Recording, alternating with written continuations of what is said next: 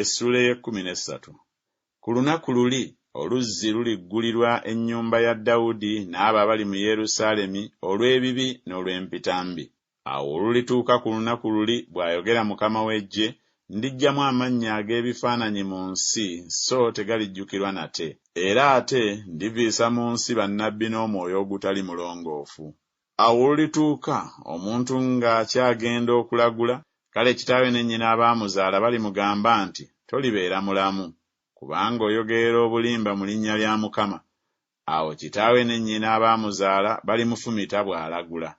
Awo olulituuka ku lunaku luli, bannabbi balikwatirwa ensonyi buli muntu okwolesebwa kwe ng'alagula, so tebalyambala kyambalo eky'ebyoya balyoke balimbe.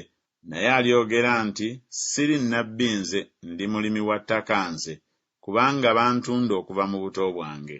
N'omu alimugamba nti, ebiwundu ebiri wakati w'emikono gyo biki?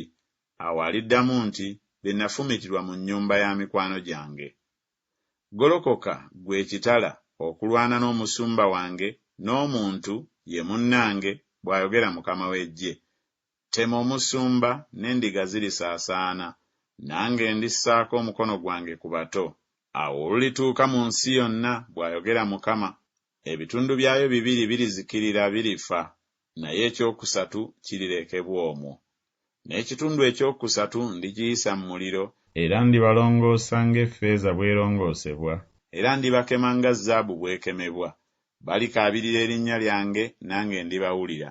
Ndyogera nti, be bantu bange, nabo balyogera nti, Mukama ye Katonda wange.